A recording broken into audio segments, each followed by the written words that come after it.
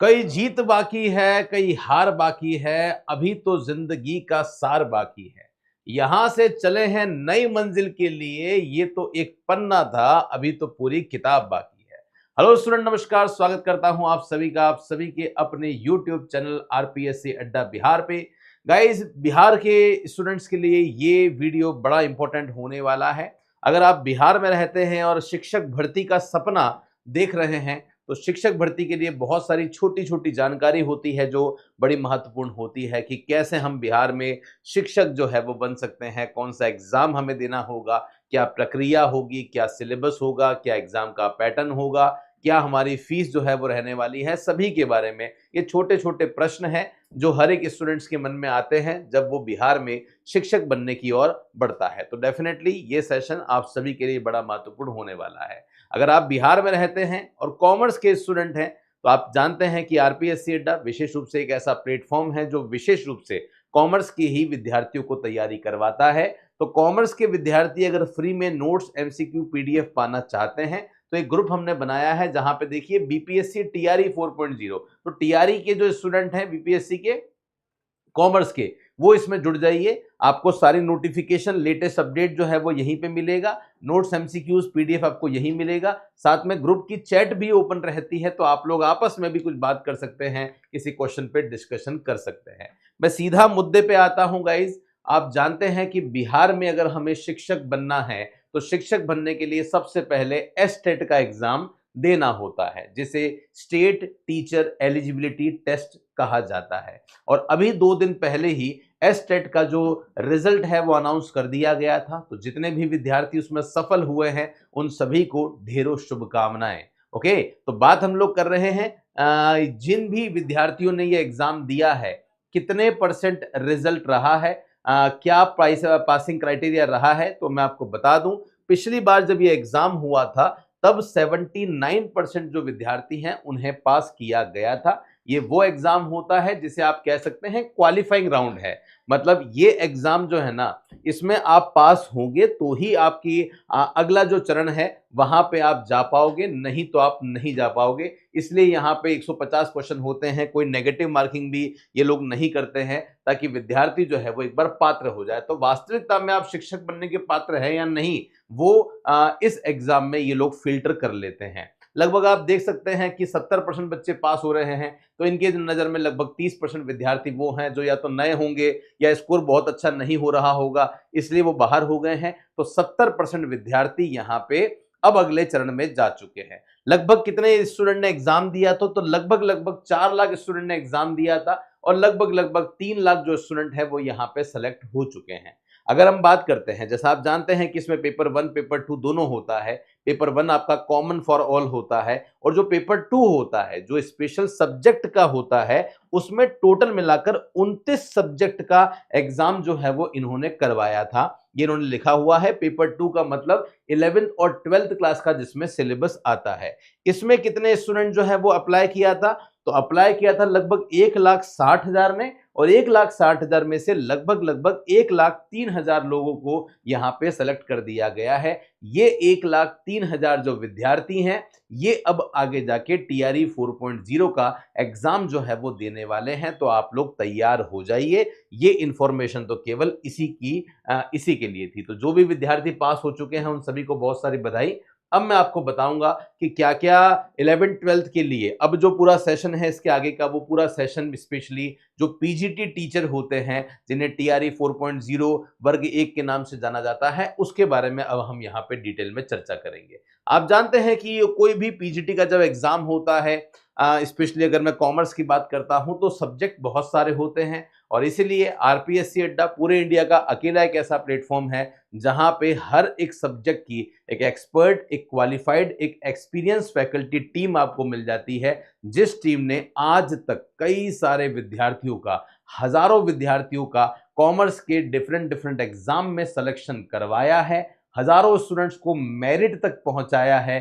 तो इस बार बारी आपकी है। आप ये देख सकते हैं, ये रिजल्ट आपको मध्य प्रदेश का जो फर्स्ट ग्रेड टीचर है उसका नजर आ रहा होगा, जिसका एग्जाम अभी 4 से 5 महीने पहले हुआ था। इन बच्चों को ज्वाइनिंग भी मिल चुकी है। तो वहां जो टॉप 10 स्टूडेंट थे, उन टॉप में से 6 स्टूडेंट अकेले आरपीएससी अड्डा के थे, उसमें से भी फर्स्ट और सेकंड रैंक भी हमारी ही थी। तो डेफिनेटली गाइज, इस बार जो बारी है वो बिहार के विद्यार्थियों के लिए है। बैचेस हमारे शुरू हो चुके हैं। जो भी स्टूडेंट जुड़ना चाहते हैं डेफिनेटली जुड़ जाइए। बिहार 4.0 का जो बैच है वो अभी आपको 2999 में अवेलेबल हो रहा है। कंप्लीट वीडियो सॉल्यूशन मिलेगा, नोट्स मिलेंगे, एमसीक्यूज मिलेंगे।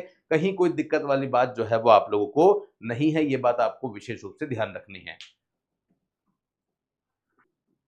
बाकी जो कोर्सेज हैं वो भी अवेलेबल हैं। जूनियर अकाउंटेंट क्लर्क है, लेखपाल है। बहुत कम प्राइस में हम लोगों ने बिहार के विद्यार्थियों के लिए फीस को बहुत अफोर्डेबल कर रखा है, ताकि आप लोग घर बैठे अपनी तैयारी को बहुत बढ़िया तरीके से कर सके। बाकी आरपीएससी अड्डा पर आप जानते ही हैं, प्रॉपर तरीके से क्लास, एमसीक्यूज, बेस्ट एजुकेटर आपको मिलेंगे। कहीं कोई दिक्कत आप लोगों को नहीं आने वाली। मैं सीधा आपको लेके जाता हूं पिछली बार का जो हमारा नोटिफिकेशन था उस पर लेके जाता हूं। वहां से आपको सारी चीजें एक एक करके जो है वो क्लियर होने वाली है। क्या क्या चीजें हैं बहुत ध्यान से देखिएगा। ये बिहार लोक सेवा आयोग बीपीएससी का नोटिफिकेशन है पिछली बार का, और आप देख सकते हैं कि यहाँ पे अलग अलग एग्जाम जो होता है, शिक्षक भर्ती जो होती है उसमें प्राथमिक विद्यालय के लिए एग्जाम होता है जो 1st से 5th के लिए होता है, मध्य विद्यालय के लिए होता है 6 से लेके 8 तक, और माध्यमिक के लिए होता है 9 से 10 तक, और उच्च माध्यमिक विद्यालय होता है जो 11 से 12 के लिए होता है। तो इस वीडियो में अब जो हम बात करेंगे डिटेल में वो केवल इन्हीं की करने वाले हैं जो कि उच्च माध्यमिक विद्यालय में शिक्षक बनने जा रहे हैं। ओके, अब देखिए इन्होंने क्या यहाँ पे बोल रखा है। जो जो चीजें आपके काम की है वो सारी चीजें हाईलाइट कर दी गई है। जितनी भी चीजें हाईलाइट करी है ये सारी चीजें हम लोग आपको अभी जो है वो हमारा जो टेलीग्राम बना हुआ है बिहार आरपीएससी अड्डा का, लिंक नीचे डिस्क्रिप्शन में है, वहां पे आपको अवेलेबल करवा देंगे। तो इस विज्ञापन हेतु कि लिए जाने वाले परीक्षा में शैक्षणिक प्रशैक्षणिक योग्यता और शिक्षक पात्रता परीक्षा सीटेट एसटेट के अपीयरिंग कैंडिडेट को सम्मिलित जो है वो नहीं किया जाएगा, ये इन्होंने यहाँ पे बोल दिया है। तो जो अपीयरिंग स्टूडेंट है जो अब देंगे वो यहाँ पे उनके लिए ये नोटिफिकेशन नहीं आता। इसका मतलब जो लोग ऑलरेडी क्लियर कर चुके हैं वही इसके लिए अप्लाई करेंगे, ये इन्होंने साफ बोल दिया था। तो जो 70% स्टूडेंट हैं जिन्होंने अभी एग्जाम दिया था वो डेफिनेटली इसमें अप्लाई कर सकते हैं और अपनी तैयारी शुरू कर दीजिए। आपके पास में समय बहुत लिमिटेड है, कब परीक्षा हो जाएगी कुछ कह नहीं सकते। सिलेबस बहुत बड़ा होता है ना, हमें फर्स्ट पेपर पे भी फोकस करना होता है, सब्जेक्ट भी बहुत अच्छे तरीके से पढ़ना होता है। लेकिन यस, अगर आप सिस्टमेटिक तरीके से तैयारी करें तो इस एग्जाम में आप डेफिनेटली क्रैक कर सकते हैं। आइए बात करते हैं हम लोग यहाँ पे शिक्षा विभाग एवं अनुसूचित जनजाति कल्याण विभाग के कक्षा 11वीं से 12वीं तक के विद्यालय अध्यापक के लिए सामान्य विषयों के लिए आवश्यक शैक्षणिक प्रश्न यहाँ पे जो क्वालिफिकेशन है वो क्या है इन्होंने बता रखी है। यहाँ पे क्या बता रखा है, किसी भी मान्यता प्राप्त विश्वविद्यालय से 50% अंकों के साथ में स्नातकोत्तर उत्तीर्ण आपका होना चाहिए। गाइस, स्नातकोत्तर उत्तीर्ण का मतलब मैं आपको बता देता हूं अपने शब्दों में। जैसे अगर आपको बिहार में क्या बनना है, अगर आपको बिहार में पीजीटी शिक्षक बनना है, अगर आपको बिहार में पीजीटी शिक्षक बनना है तो पीजीटी शिक्षक बनने के लिए आपकी क्या योग्यता होनी चाहिए ये मैं आपको यहां पे बता रहा हूं। तो योग्यता में क्या होना चाहिए आपके पास में, तो गाइस योग्यता में आपके पास दो बातें होनी चाहिए। सबसे पहले जो है वो आप समझिए, आपका कॉमर्स के विद्यार्थियों की अगर मैं बात करता हूं तो आपका क्या होना चाहिए, एमकॉम होना चाहिए। एमकॉम मतलब पोस्ट ग्रेजुएशन होता है, और एमकॉम भी आपका कितने से होना चाहिए, 50% से आपका एमकॉम होना चाहिए। अगर आप आर्ट्स के हैं तो एमए हो जाएगा, अगर आप साइंस के हैं तो एमएससी हो जाएगा। ये बात आप ध्यान रखेंगे। लेकिन क्योंकि आप यहाँ पे जो टीचर हैं वो पीजीटी टीचर बनने जा रहे हैं, तो पीजीटी टीचर के लिए आपके पास में यहाँ पे और क्या होना चाहिए, तो आपके पास में और बीएड होनी चाहिए। तो एमकॉम और बीएड अगर आपके पास में है तो आप इस एग्जाम को दे सकते हैं। लिखा हुआ है कि भैया सबसे पहले तो स्नातकोत्तर उत्तीर्ण होनी चाहिए, मतलब पोस्ट ग्रेजुएशन होना चाहिए, और साथ में बीएड होनी चाहिए, ये इन्होंने यहाँ पे लिख दिया है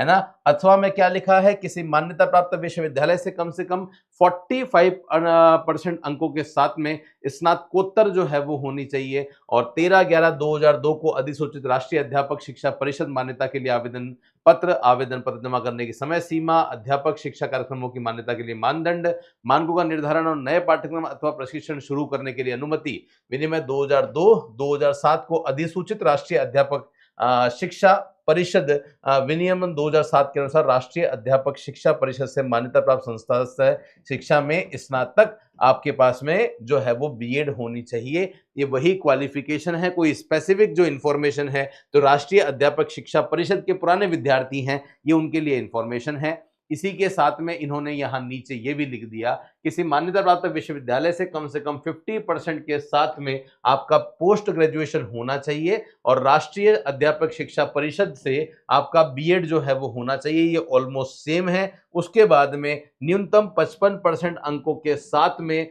जो है वो आपका पोस्ट ग्रेजुएशन और 3 सालों का जो बीएड है ना, बीएड है और एमएड है, वो आपने किया हुआ हो। मैक्सिमम जो बच्चे हैं, जो मैंने आपको बता दिया है, वो किस क्राइटेरिया में आएंगे, जो मैंने लिख दिया है कि पोस्ट ग्रेजुएशन के साथ में आपका बीएड जो है वो होना चाहिए, ये इन्होंने यहाँ पे कह दिया है साफ साफ। ओके, शिक्षा विभाग एवं अनुसूचित जाति एवं अनुसूचित जनजाति कल्याण विभाग के कक्षा 11 से 12 तक के विद्यालय अध्यापक के पद पर नियुक्ति हेतु विषय समूह निम्नलिखित होगा।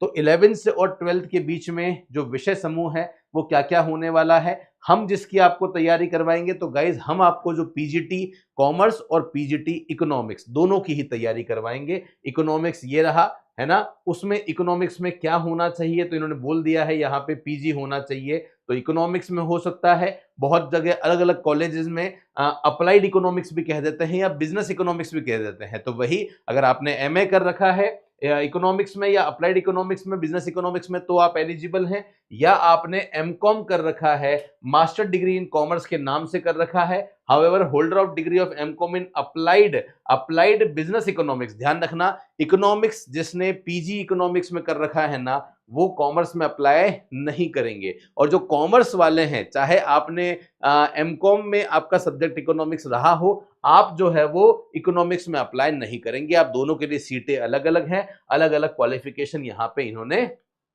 साफ साफ जो है वो दे रखी है।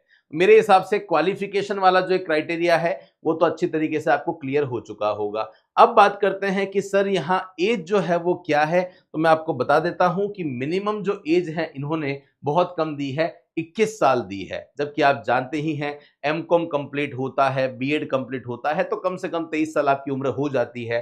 तो मिनिमम एज में तो कोई समस्या जो है वो मेरे हिसाब से आपकी नहीं होने वाली है। और 1/8/2023 की ये एज है, क्योंकि ये पुराना नोटिफिकेशन है, जब नया आएगा तो 2024 की होगी, इसमें कोई दिक्कत वाली बात नहीं है। उसके बाद में बात करते हैं अब मैक्सिमम एज कितनी है, ये सवाल है। इसमें भी अच्छी खासी रेंज आपको दे रखी है। तो जो अनरिजर्व मेल कैटेगरी है उसमें 37 है, पिछड़ा वर्ग में पुरुष और महिला के लिए जो एज है, और अनारक्षित महिला है उसके लिए जो एज है वो यहाँ पे 40 है, और अनुसूचित जाति जनजाति के मेल फीमेल के लिए जो एज है वो आपकी 42 है।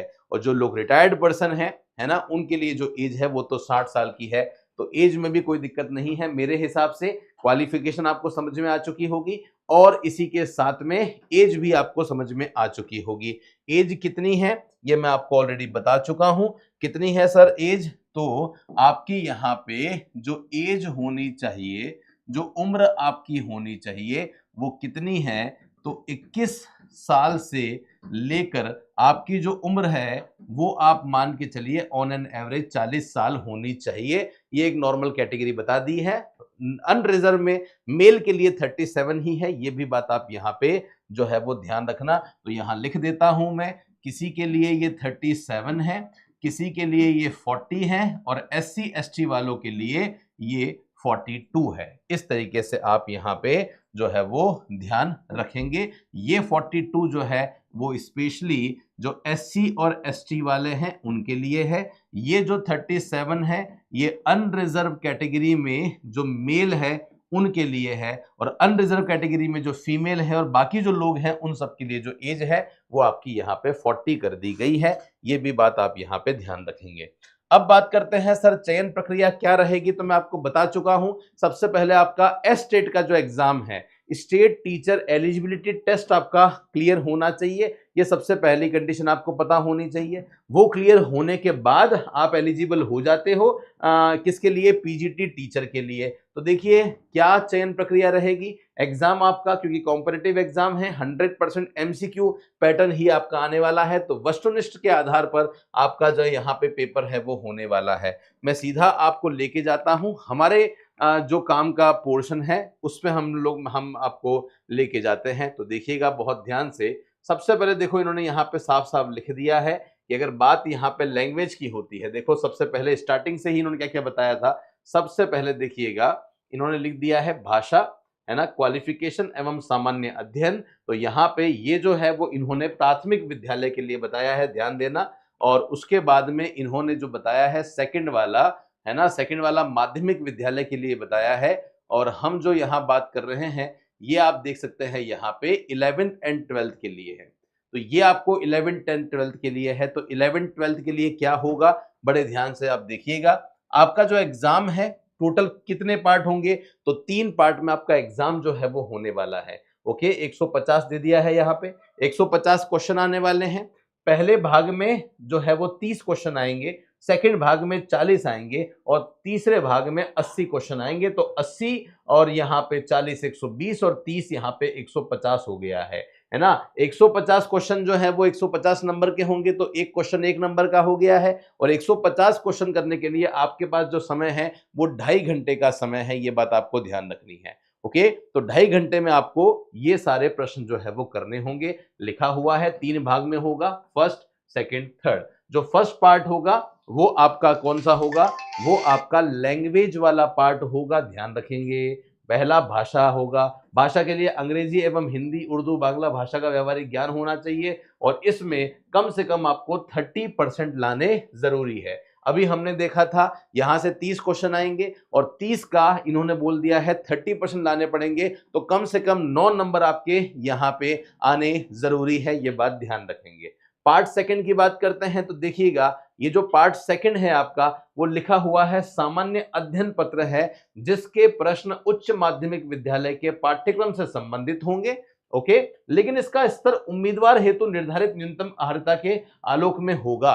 मतलब चीजें, टॉपिक तो आपके जो गवर्नमेंट बुक्स हैं 11 12 की वहीं से आएगा, लेकिन जो लेवल होगा ना वो पोस्ट ग्रेजुएशन का लेवल होगा जो इन्होंने आपको दे रखा है। अब इसमें क्या क्या पढ़ना है आपको पार्ट सेकंड में जो क्वेश्चन आएंगे वो आपके 40 क्वेश्चन आएंगे, ध्यान देना। इसमें आपकी गणित आएगी, जनरल अवेयरनेस आएगी, जनरल साइंस आएगा, भारतीय राष्ट्रीय आंदोलन आएगा और आपका ज्योग्राफी आने वाला है, ये इन्होंने यहां दे दिया है। तो ये एक तरीके से general knowledge and general awareness जो है वो जीके जीएस जिसे हम लोग कहते हैं, ये आपका सेकंड पेपर है। अब आता है पार्ट थर्ड, जिसकी तैयारी आरपीएससी अड्डा आपको सिस्टमैटिक तरीके से करवा रहा है। इसमें क्या होगा ध्यान से देखना, हम देख चुके हैं पहले ही 80 क्वेश्चन आपके आने वाले हैं। उच्च माध्यमिक विद्यालय के अध्यापकों के लिए एक पेपर सब्जेक्ट का होगा, जो कि हमेशा होता ही है। उम्मीदवारों द्वारा इन पत्रों में से किसी एक पत्र का चुनाव जो है वो किया जाना है। इसमें इन्होंने अलग अलग सब्जेक्ट दे रखे हैं, जैसे इस बार जो है वो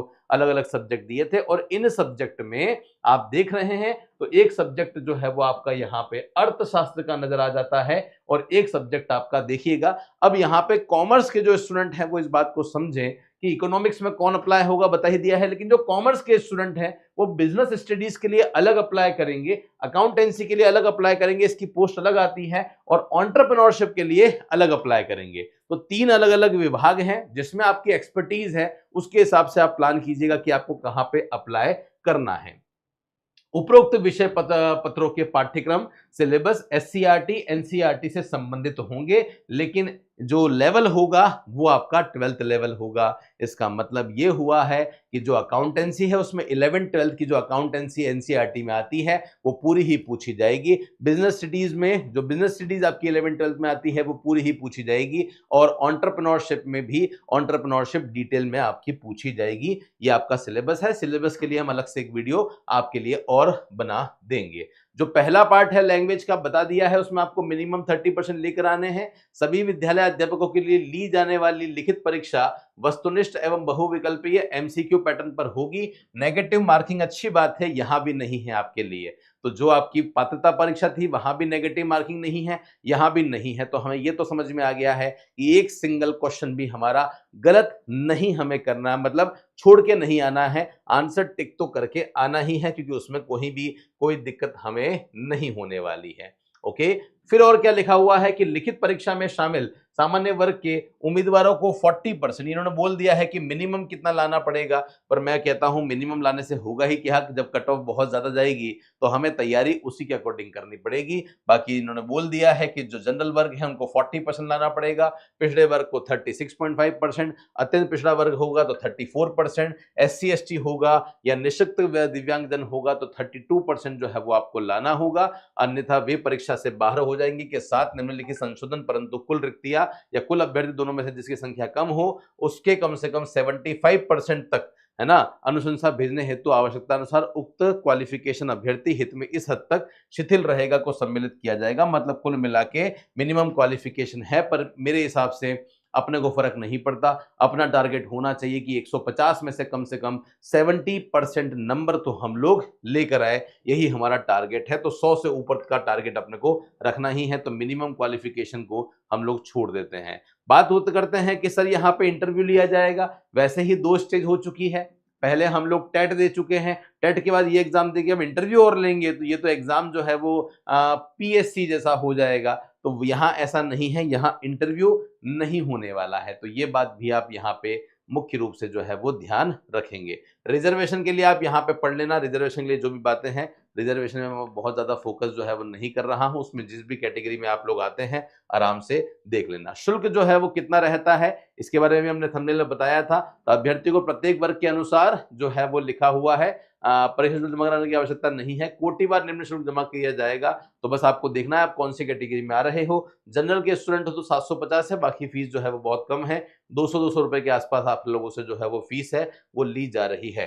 ठीक है, अभी जब ये एग्जाम हुआ था आपका, तब ये एग्जाम आपका जो हुआ था वो 10 फरवरी 2024 से फॉर्म भराए थे और 23 फरवरी तक आपको ये फॉर्म जो है वो आपके भरे थे, स्टार्ट हुआ था। तो आपको बस यही है कि एंड डेट का इंतजार नहीं करना है, जब भी फॉर्म आएंगे आप लोगों को तय समय पर इसका फॉर्म भर देना है, ताकि बहुत बार मैंने देखा है कि विद्यार्थी सोचते हैं फॉर्म भर देंगे, अभी जल्दी किस बात की है, पर वो रह जाता है। ये काम आपको नहीं करना है। डन है गाइज? तो मेरे हिसाब से सारी इंफॉर्मेशन आप सभी को बहुत अच्छी तरीके से क्लियर हो गई होगी।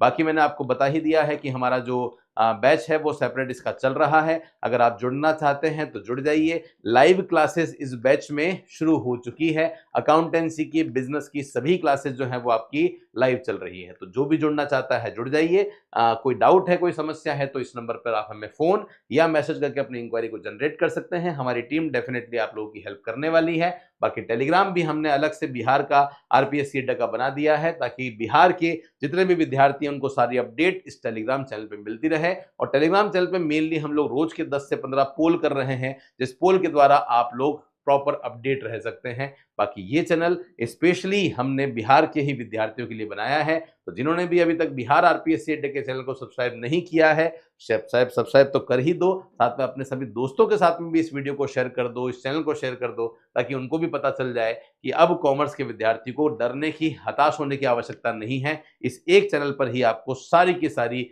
जो प्रैक्टिस है, जो नोटिफिकेशन है, वैकेंसी की जानकारी है, वो आपको मिलने वाली है। तो मेरे साथ में इस बड़े सेशन में बने रहने के लिए बहुत बहुत धन्यवाद। मिलता रहूंगा कुछ ऐसे ही इंपॉर्टेंट सेशन के साथ, तब तक के लिए धन्यवाद। जय हिंद, वंदे मातरम, बाय बाय।